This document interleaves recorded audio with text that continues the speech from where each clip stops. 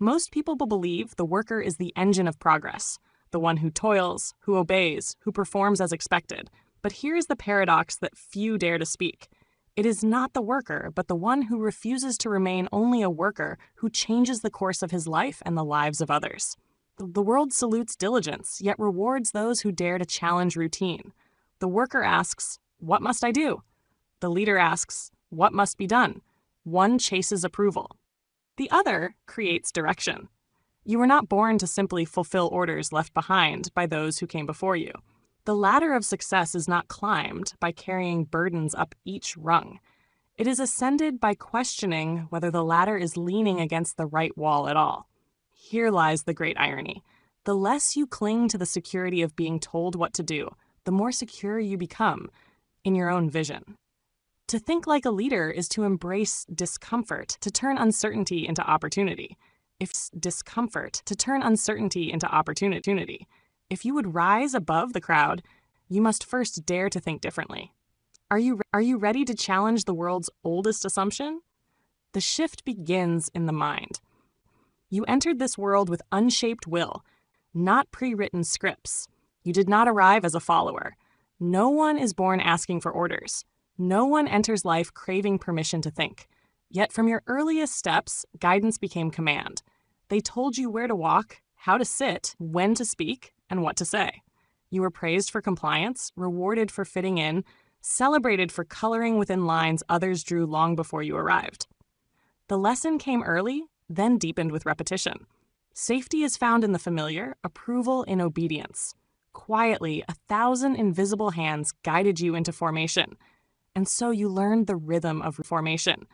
And so you learned the rhythm of routine. You followed the path marked by others, completing the assignments, finishing the tasks, and playing your part with the hope that diligent performance would someday be enough. You measured worth in tasks completed, boxes checked, hours spent meeting expectations you did not design. This is how most of the world moves through life, not out of laziness, but out of silent training.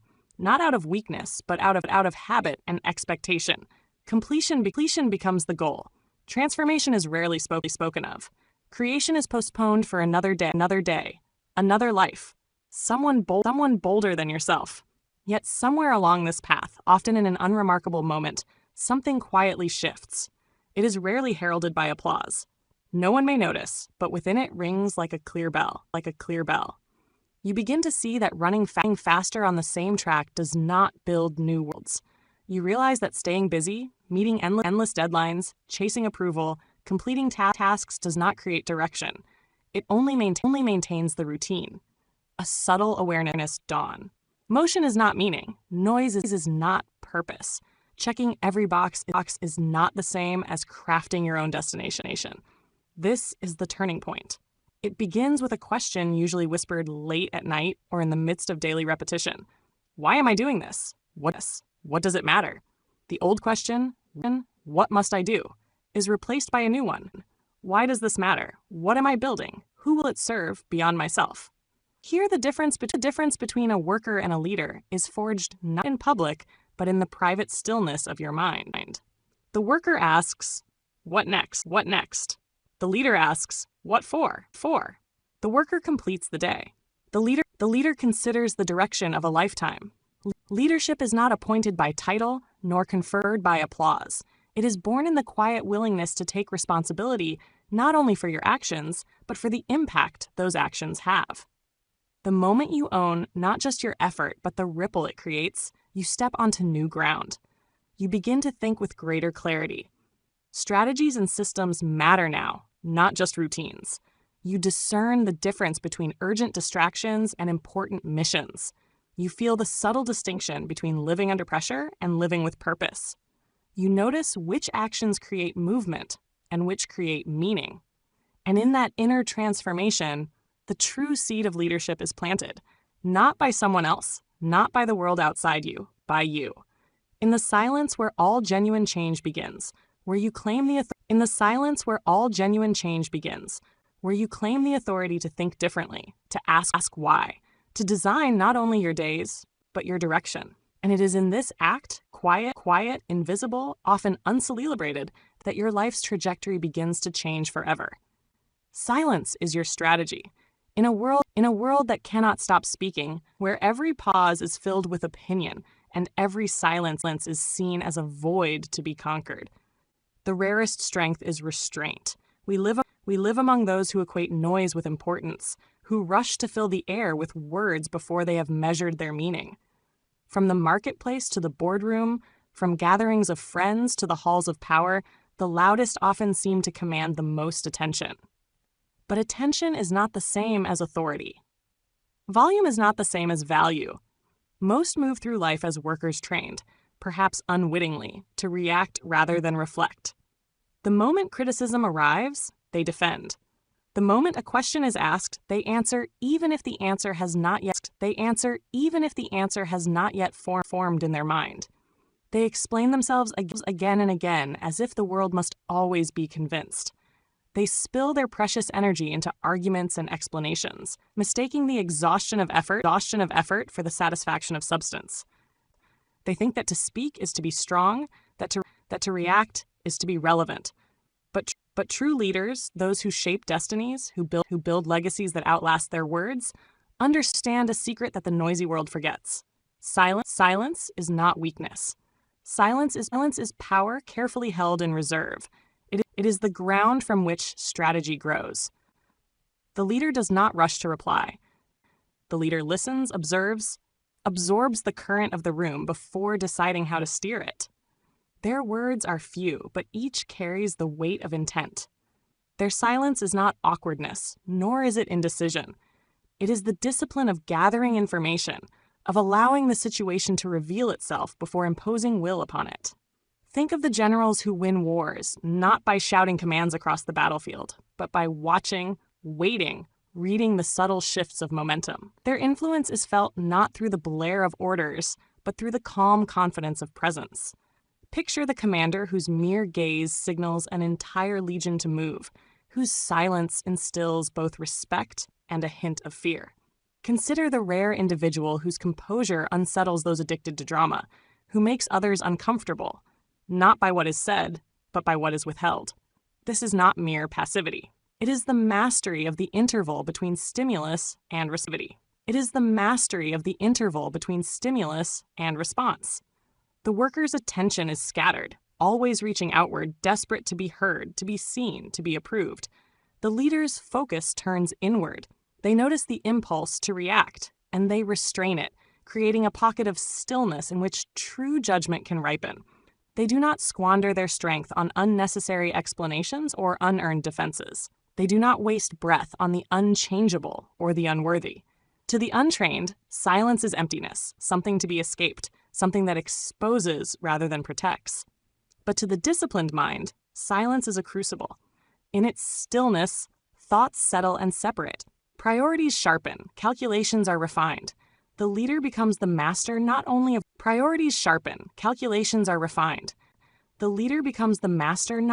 words but of presence. They command the room not by dominating it, but by anchoring it. If you aspire to lead, begin by valuing the quiet that unsettles the crowd. Recognize that your greatest power lies in the space you hold, not the noise you make. Learn to guard the interval between what the world throws at you and how you choose to answer. For it is in that interval, quiet, overlooked, and fiercely protected, that your clarity, your strategy, and your authority are forged. Replace emotion with evaluation. You cannot think like a leader if your mind is held hostage by every surge of feeling that rises within you. Emotion is not your enemy. Indeed, it is a vital instrument. But like fire, it must be contained, channeled, and used with intention. Unrestrained, it becomes a force that destroys more than it builds. Most people are not taught this difference. The average worker moves through life ruled by what they feel in the moment, not what they know to be true in the long run.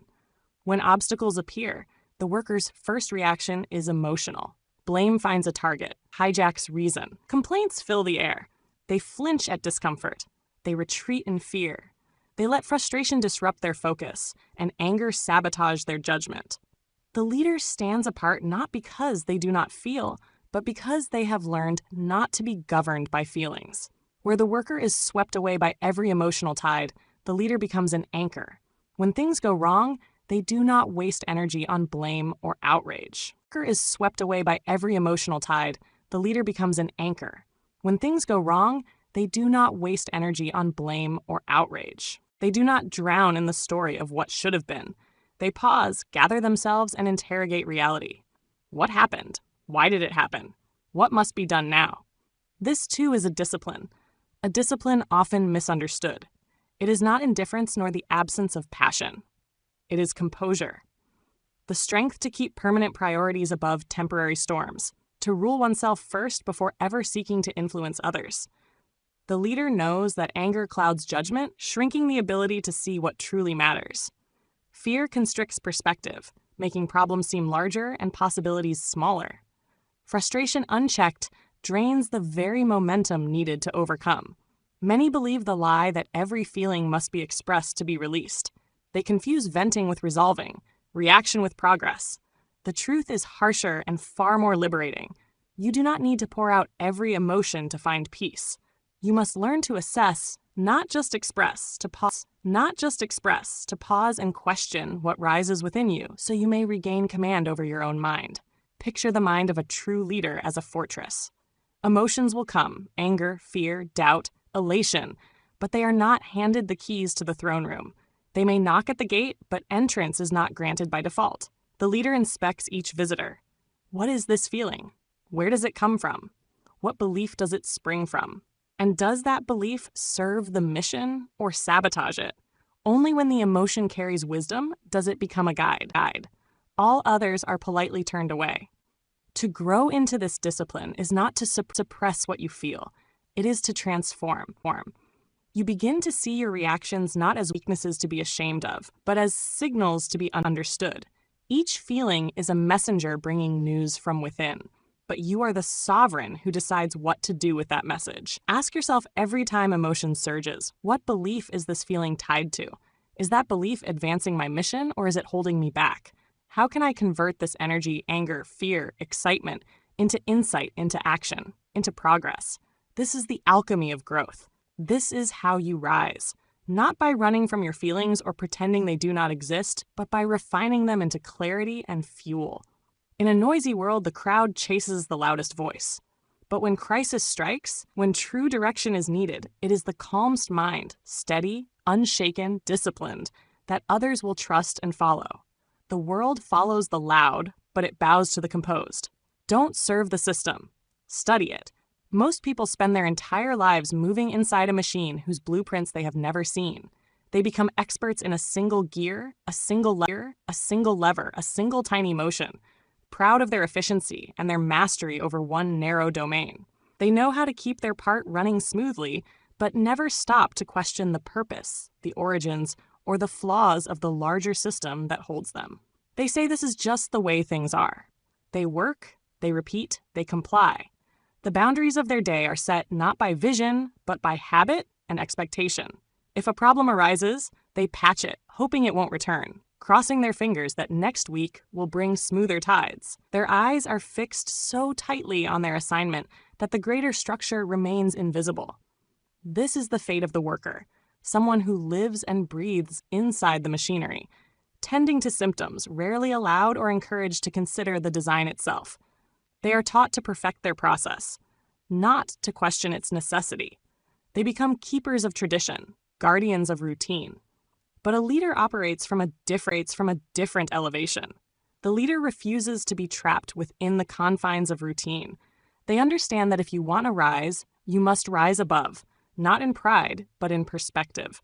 You must become a student of the whole, not just a master of the part. So step back, lift your eyes from your task. Observe the entire game being played around you. See the currents of incentive that move people, the patterns that repeat, the rules, both spoken and silent, that shape outcomes. Pay attention to what is rewarded and what is punished, to the mistakes that recur year after year, built not from individual flaws, but from systemic oversight. The worker says, "I hope this problem never happens again." The leader asks, "What is it in the system that allows this problem to exist? How can I ensure it will never happen again? Not just for me, but for everyone." The worker patches leaks. The leader redesigns the plumbing. This is the pivotal difference. Workers deal with symptoms, treating each as an isolated incident. Leaders pursue causes. They study the origin of breakdowns, the roots of inefficiency, the hidden assumptions that shape daily life. And once you begin to see the system for what it truly is, you gain the ability to shape it. You are no longer a servant of the design, but an architect with the power to change it. This is the essence of leadership. To see what others overlook, to question what others accept as given, to challenge the structure, not just survive within it, to notice the invisible architecture of power, tradition, and reward, and with courage and clarity to reshape it for the better. Remember, every system you see, every institution, every process, every rule was designed by people no smarter or more capable than yourself. The world you inhabit is not set in stone. It can be examined, it can be improved, it can be rebuilt. So begin by watching with new eyes. Refuse to be hypnotized by routine. Cultivate a mind that is not dulled by repetition, but sharpened by curiosity. Step back, study deeply, and then act not only on your piece, but on the whole. For a leader is not one who simply does their part. A leader is one who understands the totality, who learns to see and then dares to design. Own the outcome, not just the effort. Most people are taught from the earliest age to worship effort, the sweat, the struggle, the number of hours clocked, and the hardships endured. I tried my best becomes a shield and a salve proof in their minds that they are worthy, that they deserve praise, even when the result is lacking. In this world, effort is idolized as if it were the same as accomplishment. But the world is not changed by effort alone. The world moves forward because someone delivered a result, because something tangible was achieved. Crops are not harvested by wishing or trying, but by reaping. Bridges are not built by sweat alone, but by the final span holding fast under weight. The world answers to reality, not to intentions. The worker's mind clings to fairness. I did my part. I put in the time. I followed instructions. What more can be asked of me? They rehearse their struggle, tally their burdens, and seek consolation in having met the minimum. When the outcome falls short, they point to the process, the late nights, the obstacles, the effort expended, as if that alone should shield them from consequence. But the leader holds a different compass. The leader's mind is relentlessly fixed on responsibility. Did it work? Did it move us forward? Did I solve the problem? They understand that effort is not the destination. It is merely the vehicle. The only thing that matters in the end is where that vehicle arrives. This shift from effort to outcome is a harsh one. It cuts through excuses. It leaves no place to hide. Many resist it their whole lives. For the moment you begin to judge yourself by what actually happens, your comfort in almost management. And I tried begins to vanish. You must face the result, not the attempt. This is not to say process is meaningless. Process matters, but only in service to outcome. You use process as a tool, not as a trophy. You adapt, refine, and change your approach as many times as necessary until you reach the destination. Process is a means, not an end. When a worker fails, they rehearse the reasons, the conditions, the bad luck and misfortune. When a leader fails, they dissect the event. They interrogate reality. What did I misjudge? Where did I assume? What blind spot did I fail to see? What must change so this failure cannot happen again? Leaders hunger for truth, not for comfort. They refuse to be pacified by easy answers. Owning the outcome is not self-condemnation. It is self-respect. It is the refusal to let yourself off the hook with stories that feel good, but leave nothing changed. The leader learns to translate every setback into a new strategy. If I did not influence the result, then I did not truly lead. As you embrace this, your language transforms. I thought someone else was handling it becomes I failed to confirm it was handled. No one told me becomes I did not ask. I tried becomes I will try again differently until I succeed. You stop narrating your effort and begin engineering your impact. This mindset is heavy. It will make you stand out. Others may say you are too hard on yourself, too demanding, too unrelenting. But they do not carry the responsibility you have chosen. You are no longer content with touching the process. You are responsible for the outcome. As you live this way, something powerful happens. People begin to trust you. Not because you claim perfection, but because you do not vanish when things go wrong. You do not hide behind process. You face the consequence, take the blow, and say, I am accountable. Let's fix it. This is when your influence becomes real. Not because you speak more, but because you have shown that your words are backed by action and results. Effort is admirable, but outcome is leadership. Decide what you want your life to be measured by. See people as patterns, not problems. Most workers move through their days judging people by whether they make life easier or harder. Each colleague, customer, or stranger is cast in a simple role. Either they are an obstacle to be maneuvered around or a helper to be enlisted in getting the job done. Frustration grows with every baffling behavior, every decision that seems illogical, every outburst of emotion that derails a plan. People in the worker's mind are a complication to be managed, problems to endure, not patterns to understand. But a leader cannot afford that blindness.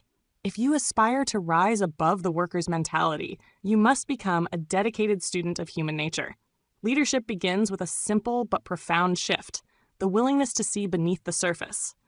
Beneath the quick temper, the stubborn silence, the restless ambition, the contagious enthusiasm, there are patterns. Every word, every reaction, every silence is a clue to the forces that move a person. Leaders train themselves to observe these currents with curiosity, not frustration. The worker's question is always personal. Why are they acting like this to me? The leader's question is clinical, almost scientific. What does this behavior reveal about the person, about the environment, about the deeper pattern at play? Start to look beyond immediate words and moods. Ask yourself, what drives this person beneath the surface? Fear, pride, ambition, insecurity, fatigue, loyalty. All these currents shape human action. Some people shrink from responsibility when the spotlight hits them, while others quietly seek it. Some cling fiercely to recognition, while others deflect credit. Some require constant reassurance, others only need clear direction. This approach is not about becoming cynical or manipulative. It's about precision. You are not dismissing the complexity of human emotion. You are honoring it, seeking to map it, to work with it rather than fight against it. Where a worker reacts to every slight, every harsh tone, every disagreement as a personal wound, a leader remains calm, asking, what does this reveal about the situation? What's the real need or threat underneath this behavior? How can I work with it instead of against it? You begin to listen differently. When someone complains, you hear the fear or disappointment that shapes their words. When someone brags, you sense the insecurity that drives the boast. When you encounter resistance to change, you spot the anxiety about losing status, comfort, or identity. Every action is a signal, every emotion a signed post, every conflict an opportunity to see more deeply. With this understanding, your influence begins to deepen. You stop wasting energy trying to force cooperation through pressure or persuasion alone. Instead, you begin to earn trust through insight. You speak to people's motives, not just their behaviors. You frame your decisions in language that connects with what truly matters to them. You place people where their strengths match the mission, rather than resenting their weaknesses or wishing they were more like you. The worker says, why can't they think and act like I do? The leader asks, who are they really? And how can I shape, guide, or channel that toward the larger goal? This lens must also turn inward. With the same honesty and curiosity, you observe your own patterns, where you avoid confrontation to keep the peace, where you overcommit to be liked, where you hesitate out of fear of being wronged, where pride masquerades as principle. By understanding yourself as another human subject to these same patterns, you gain the power to refine your actions and reactions. Leadership is built on this twin awareness. You are dealing with humans, not machines. And that includes yourself. The more clearly you see these patterns, the less you are thrown by the unexpected. The less surprised you are, the calmer and more decisive you become. Workers live in a state of perpetual shock, always blindsided by the unpredictable. Leaders are rarely surprised because they have taken the time to study the predictable in human behavior. Do not resent people for being human. Observe, learn, and use your understanding to build something wiser than frustration. That is how you rise above managing tasks and begin leading minds. Raise your standards, shrink your circle. You cannot expect to think like a leader if you are content to live at the standards of the crowd. The truth is, most people organize their lives around comfort and consensus. The workers' daily questions revolve around belonging. Is everyone else doing this? Will they notice if I don't? Will I stand out if I choose differently? Decisions are weighed against the shifting expectations of those nearby. Fitting in becomes the measure of success. Their choices are crafted not by conviction, but by consensus, blending into the middle, never venturing too far from the average. But the average is where dreams go to sleep. Leadership never rises on averages. Leaders rise on standard. A standard is a silent contract you make with yourself. It is the invisible line below which you refuse to step no matter who is watching, no matter who is with you, no matter how much it costs. It's the quality you will not compromise, the promise you will not break, the discipline you will not abandon, even when no one else is holding you to account. Standards are personal, precise, and often lonely. They are not dictated by the crowd, but by the clarity of your own vision. The moment you raise your standards, life begins to shift. The change is rarely dramatic at first, but it is always unmistakable. You begin to feel discomfort in places where you once felt at home. You no longer tolerate the shortcuts that you once excused, the jokes that once amused you, the gossip that once distracted you, the small betrayals of integrity that once seemed harmless. Now they leave a bitter taste. You become restless around cynicism. Solutions attract you. Excuses repel you. The rooms you used to enjoy suddenly feel stifling, and as your standards rise, your circle will almost certainly shrink. Those who are comfortable with the old you will notice the change, and not all will celebrate it. They may accuse you of being too rigid, too serious, too proud. You will hear you've changed spoken as an indictment, not a compliment. And you will realize they are right. You have changed. You are no longer willing to live at the level of their comfort. You have stopped betraying your own potential to preserve their approval. This loss is what the worker fears most. The desire to belong is strong, and the pain of outgrowing old companions can be sharp. But the leader accepts this shrinking as the necessary price of genuine growth. The crowd clings to comfort in numbers. The leader seeks alignment with purpose, even if it means walking alone for a season. Do not expect to think like a leader while you still spend your time with those. Do not expect to see clearly if you surround yourself with those who never question their own habits. Do not expect to act with courage if you are bound to those who flee from every discomfort. You don't need to denounce them or declare yourself superior. There is no need for drama or division. Simply step away with dignity, with humility, and with resolve. Let your life be pulled by a different gravity. Seek out those whose very presence raises your standards. Find the people whose habits expose your excuses. Let the discipline of others humble you, not harden you. Let their excellence sting you into growth, not shame you into retreat. Remember, you become what you repeatedly tolerate from yourself and from those you allow closest to you. If you accept laziness, you betray your own promise. If you condone gossip, you undermine your own influence. If you tolerate dishonesty, you corrode your own authority. Raise your standards even if nobody notices. Shrink your circle even if nobody understands. For leadership moment, you choose integrity over popularity, vision over comfort, and purpose over acceptance. In the end, the crowd seeks comfort in numbers. The leader seeks clarity of conscience and alignment with a higher aim, even if it means fewer companions along the way. Build structures that do not depend on you. Most workers spend their careers striving to be indispensable. They dream of being the person the whole system depends on, the hero who swoops in to fix the crisis, the irreplaceable cornerstone, the one everyone looks to when things begin to unravel. There's a certain pride in this, the thrill of being needed, the flattery of constant requests, the sense that without your presence, nothing could function.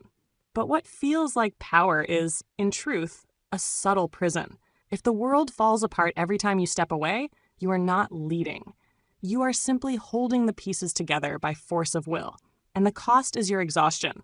You are not building. You are patching. Your value becomes a chain and your absence becomes the system's collapse. A leader, on the other hand, sets their sights on something higher and far more liberating, asking, how do I create something that thrives in my absence?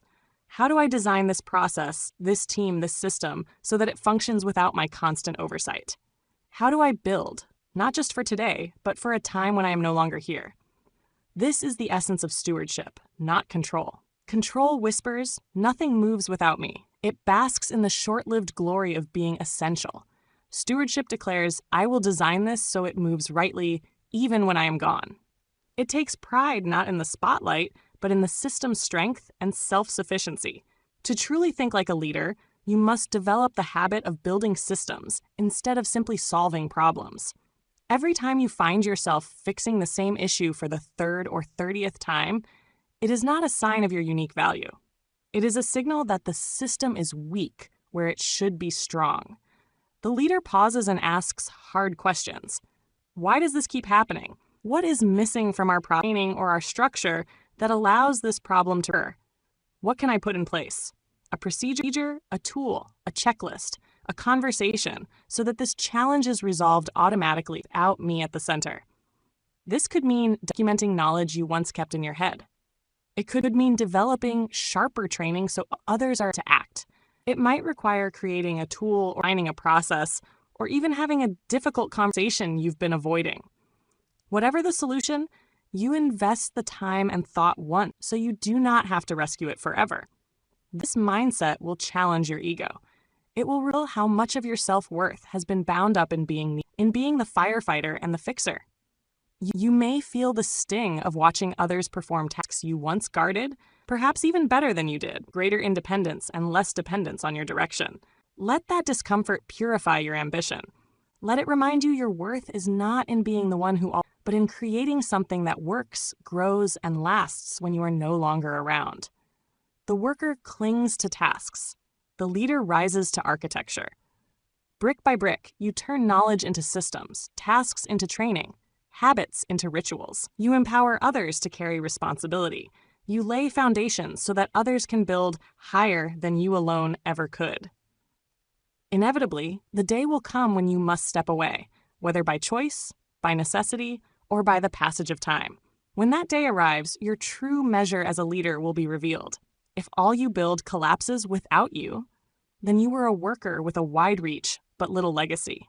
If what you build endures, strengthens, and grows beyond your involvement, then you are a leader who chose to build a legacy, not a spotlight. Leadership is not about being the linchpin that holds things together. It is about being the architect whose vision lives on. Build structures that do not center of the machine to being the mind that designed it, and that is the only path to true legacy. Think in trade-offs, not wishes. The worker's mind is ruled by wishes. I want more time, more freedom, more reward, more recognition. The wish list is endless, always hoping for a life that grows wider, richer, easier, but somehow never demands a cost in return. There is a longing to gain without giving, to collect every good thing while never closing a single door. At the heart of this is a quiet illusion that, with enough luck, with the right break, you can have it all without ever having to make a true sacrifice. The leader's mind is built in a furnace far less forgiving. The leader understands that life is shaped by trade-offs, not wishes. For every door you walk through, 10 others close behind you. Every yes you speak is a silent no to something else. Priorities are not free. They cost attention, energy, and sometimes even the leader does not flinch at this reality. They recognize it as the ground truth of all real accomplishment. You cannot lead without disappointing someone, including yourself. Most people fight this truth. They try to keep everyone happy, to juggle every role, to say yes to every request. They fear being misunderstood, fear missing out, fear letting someone down. But in their frantic avoidance of loss, they scatter their strength in 1,000 directions. Their days become diluted, their progress faint. The dream is there, but the force behind it is always divided. Leaders are willing to bear the discomfort others flee. They ask themselves the questions that most avoid. What truly matters, not just today, but in the long run? What am I willing to sacrifice to protect what matters most? What am I no longer willing to give up, even if it costs me approval or comfort? They sit with the reality that focus has a price. When you choose depth, you must forfeit breadth. When you pursue excellence, you must sacrifice the comfort of average. To stand for something, you must let go of belonging everywhere. You will lose leisure. You will lose the soft blanket of universal approval. You will lose the comfort of never being questioned or doubted. These are not failures.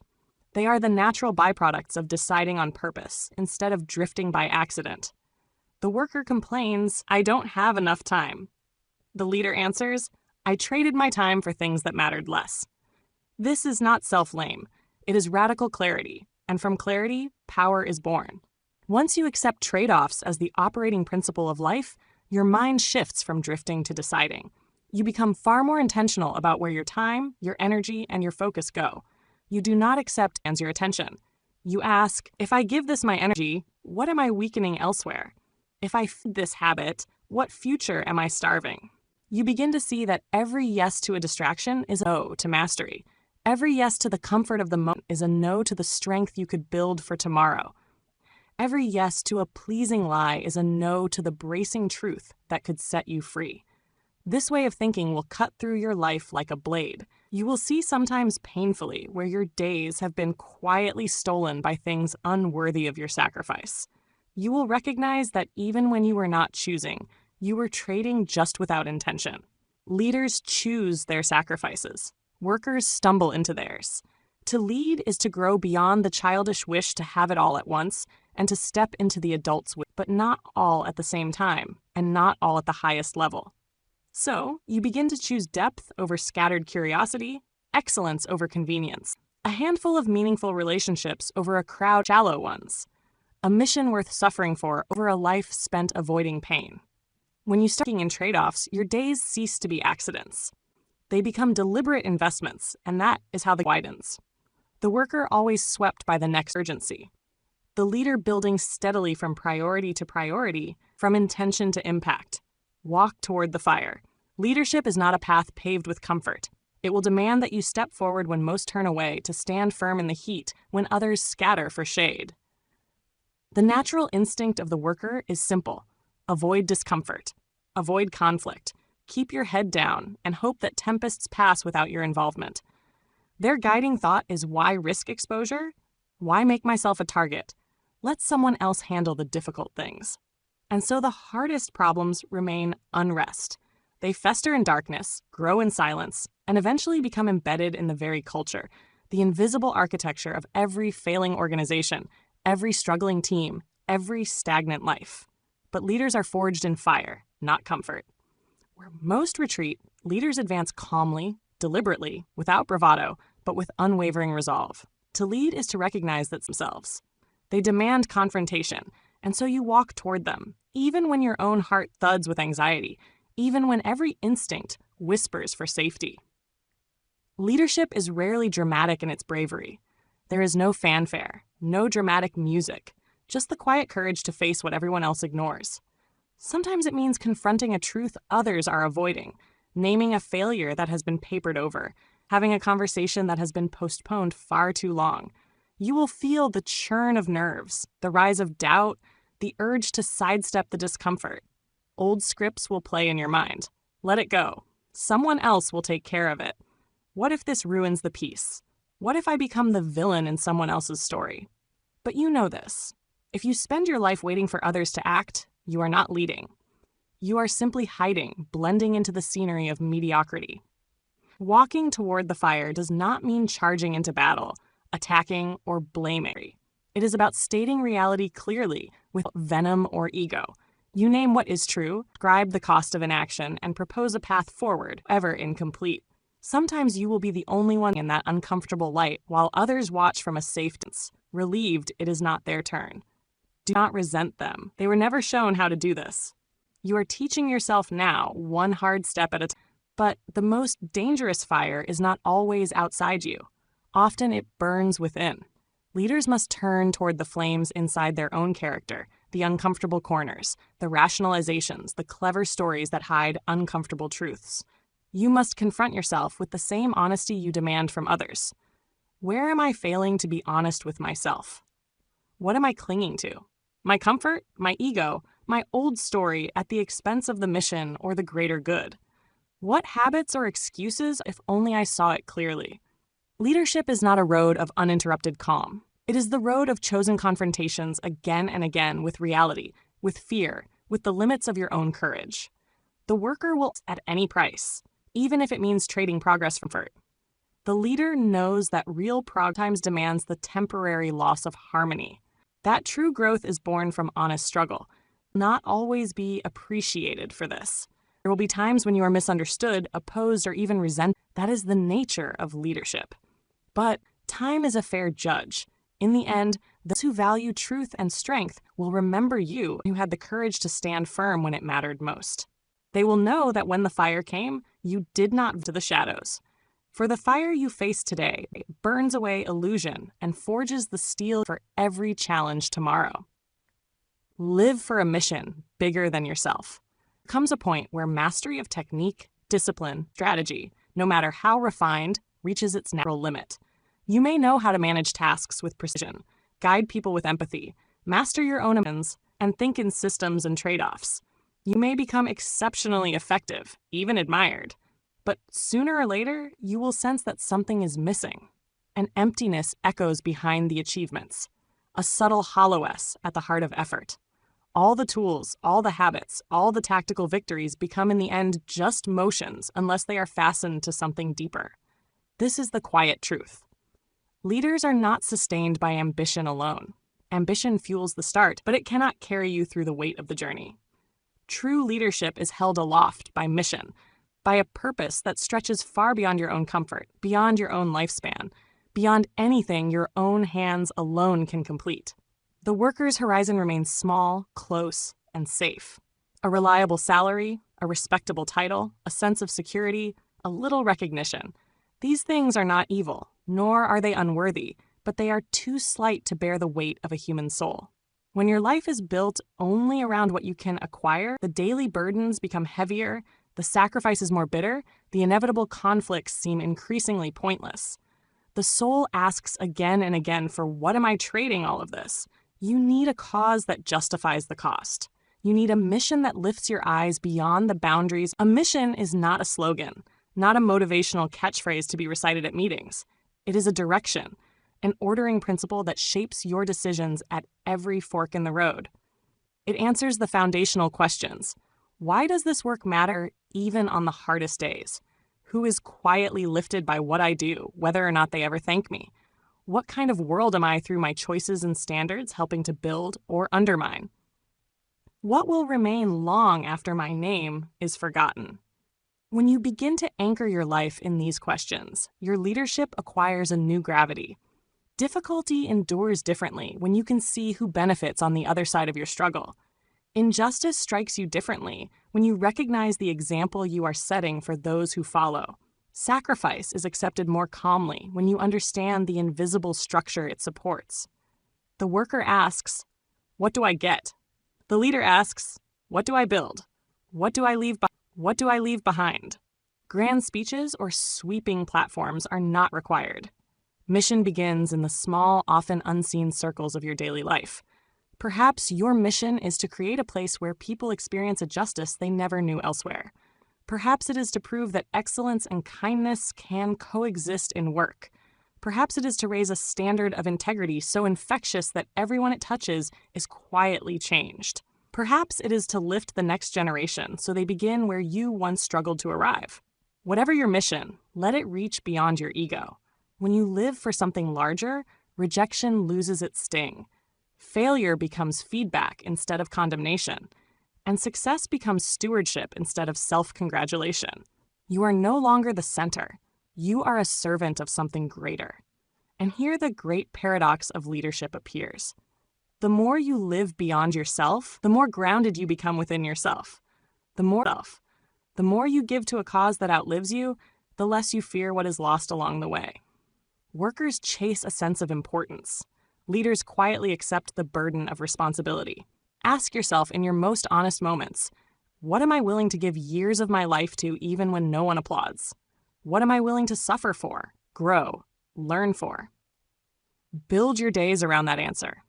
Let it guide your standards, your courage, your silence, your choices.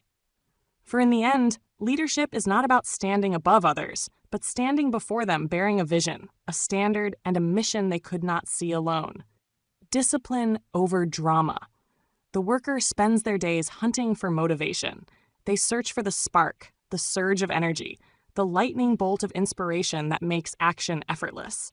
They tell themselves they'll begin when they feel ready, when the mood is right, when excitement returns. They start with a burst fueled by the thrill of something new. But the moment momentum fades, as it inevitably does, they stall. They spiral. They wait for the cycle to repeat. Life becomes a series of restarts, each one louder and more desperate than the last. The leader takes a different path. The leader understands that motivation is fickle, undependable, a fair-weather friend that cannot be trusted to show up when most needed. Instead, the leader builds life on discipline. They do not ask their feelings for permission to move. They do not sit idly hoping for the inner weather to change before taking the next step. They move deliberately, consistently anchored to a mission that is not tied to mood. This is the unglamorous truth. The world is crowded with talented, passionate people who go nowhere, not because they lack ability, but because they are slaves to how they feel. They pursue the next high, the next surge of excitement, trading lasting growth for the fleeting jolt of stimulation. They are addicted to drama, the rush of starting, the spectacle of struggling, the story of beginning again and again. But drama is only noise. It is the soundtrack of the undisciplined, the endless distraction that keeps a person busy but never changed. Every time you complain, vent, over-explain, or justify your lack of action, you strengthen this cycle. You feed the side of yourself that craves escape, not excellence. The need for release becomes stronger than the desire for responsibility. You become a master at telling stories, but a novice at finishing them. The leader sees through the temptation. The leader chooses the quiet grind over the loud spiral. They are not impressed by the bright burn of passion that vanishes at the first sign of resistance. They respect the steady flame, the quiet, unshakable resolve that remains lit day after day, especially when no one is watching. Ask yourself, do you want to be swept away by every wave of feeling? Or do you want to become the one who builds a vessel that can sail through storms? Do you want to be someone who needs hype to act, or someone who acts regardless of the atmosphere? Will you settle for the rush of starting over, or seek the deep satisfaction that comes from relentless follow-through? Discipline rarely looks impressive on the surface. In a world hooked on dopamine, it is the rarest and most valuable form of power. It is what allows you to execute when others hesitate. It is what lets you finish what others abandon. It is the true mark of leadership, not in what you say, but in what you do, consistently. When no one is there to notice, the worker endlessly searches for life hacks and shortcuts, always hoping for an easier way. The leader sharpens habits, understanding that greatness is found not in flashes of brilliance, but in the accumulation of small right actions over time. This is the long game. It is not a sprint of intense bursts, but a lifetime of steady alignment. Discipline is not a punishment. It is a freedom earned, an internal structure that carries you forward when emotion fails and excitement runs dry. It is the invisible architecture that lets you lead quietly, persistently, and powerfully. So let go of the myth that motivation is the fuel. Build discipline instead. One day you will look up, far ahead of where you began, wondering how you ever believed feeling was the force you needed. In the end, it is discipline that changes the trajectory, not just of your life, but of everyone who follows your example. Be the calm in the chaos.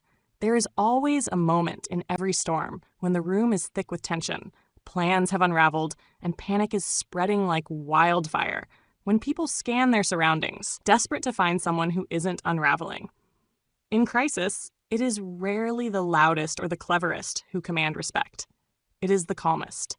People look to a leader not for their technical knowledge or their past accomplishments, but for the nerve to stand still in chaos. And what they are searching for is not silence born of fear, nor stillness frozen by shock. It is the rare and undeniable that comes from inner structure. The worker in these moments reacts as everyone else does. They become part of the noise. They let the stress infect their words and the urgency shorten their breath. They match the pace of panic, thinking that to move faster is to solve faster, when all they're really doing is multiplying confusion.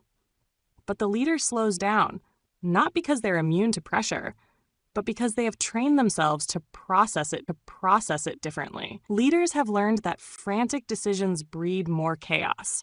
They understand that emotional flinching only invites more mistakes. They know that urgency is not an excuse for recklessness, but a signal to sharpen their clarity. In any true crisis, you do not rise to the level of your intention. You fall to the level of your preparation. Calm is not luck. Calm is built day by day. In the quiet mornings before the world awakens, in the hard conversations where you choose truth over convenience, and in the small routines that anchor you before the winds pick up. Calm is not the illusion of control over all things. It is mastery of yourself when nothing else seems steady. You must teach your nervous system that discomfort is not danger. You must retrain your reflexes so that stress becomes a cue to slow your breath, to listen longer, to respond later rather than sooner. When you feel the urge to interrupt, resist. When you sense fear tightening your gut, name it, but do not obey it. When insult stirs up anger, examine the trigger, but never hand over your power. Every environment you enter is filled with emotional debris.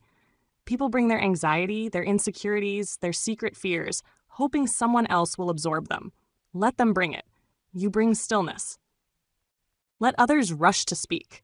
You listen. Let others grasp for the spotlight. You observe. Because in the end, the person who is loudest may win attention for a moment, but the calmest wins respect for a lifetime. The leader is the anchor in the storm, not because they control the waves, but because they always remember where the shore is. Be that calm, especially when no one else can. That is the moment you rise. Choose legacy over image. The final line separating a worker from a leader is subtle, but it divides the temporary from the timeless. The worker lives for image. The leader lives for legacy. Image is about today, about being noticed, applauded, approved of, envied. The worker obsesses over how they appear, carefully tailoring every word and gesture to court the applause of the moment. Their compass is always external. Did I impress them? Did I fit in? Did I get my share of recognition? Their choices become a performance measured by reaction. They ask, what am I building with this decision? What will this standard protect? Not just for me, but for everyone who comes after me. What sort of culture am I creating by my example? Leaders willingly accept the pain of disappointing today's expectations in order to lay the foundation for something worthy tomorrow. They know applause is fleeting, that praise is fickle, that public recognition comes and goes. But what you build, the standards you uphold, the people you elevate, the values you defend, these echo on long after you're gone. Legacy is what remains when your name is forgotten, but your impact continues. This is the silent burden of leadership. You don't live for likes. You live for alignment. You become the steady reference point around which others can find true north. Yes, it will cost you. You will be misunderstood. You may be ignored, doubted by those who only care about the show. Let them, because in the long view, what is built outlasts what is built in the spotlight. Legacy is not shaped by grand gestures. It's measured in how you treat those who have nothing to offer you, how you handle power when no one is watching, and whether it's lifted the standards or lowered them. Workers chase attention. Leaders build foundations. One fades with the fashion, the other becomes the reason others can stand tall tomorrow. So ask yourself daily, what am I building with this choice? What standard am I setting? Even in the smallest things, what will endure when I am gone? If you can answer those questions honestly, you're no longer just working in the world, you're shaping it. That is what it means to lead. That is how you become unforgettable. Not because they remember your name, but because they stand stronger on the ground you prepared. Finish work not for the image, but for the legacy. That is the ultimate work of a leader. Thank you for listening until the end of the video. If you found it helpful, hit subscribe so you won't miss the next business lessons. Share your startup idea in the comments. I'd love to hear your story and learn together. See you in the next video on Listen to Get Rich.